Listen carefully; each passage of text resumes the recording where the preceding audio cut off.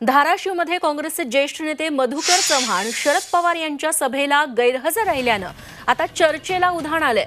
मधुकर चव्हाण यांनी काही दिवसांपूर्वी उपमुख्यमंत्री देवेंद्र फडणवीसांची भेट घेतली होती। मधुकर चव्हाण यांचे चिरंजीव सुनील चव्हाण यांनी काही दिवसांपूर्वीच भाजपत प्रवेश केलाय।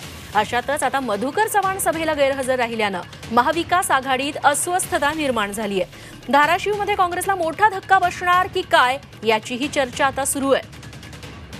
ज्ञानेश्वर पतंगे आमचे प्रतिनिधी आता आपल्या सोबत आहेत। ज्ञानेश्वर, एकीकडे महाविकास आघाडीच्या सभेला गैरहजर राहणार, दुसरीकडे फडणवीसांची भेट घेणं, या सगळ्यांचा अर्थ नेमका काय काढायचा?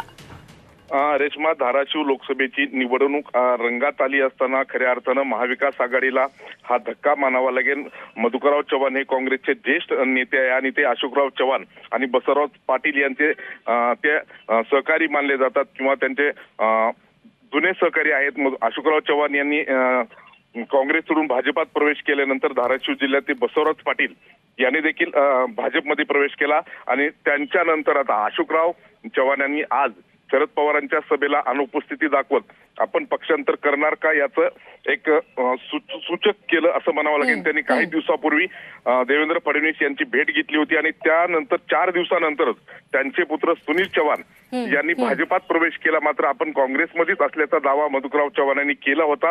आजच्या सभेत ते येतील असं अपेक्षित होतं, मात्र त्यांनी या सभेला न येणं पसंत केलं। यावरून धाराशिव जिल्ह्यामध्ये महाविकास आघाडीमध्ये आलबेल नाही असं म्हणावं लागेल। रेश्मा, ज्ञानेश्वर, धन्यवाद तुम्ही दिलेल्या सगळ्या माहितीबद्दल।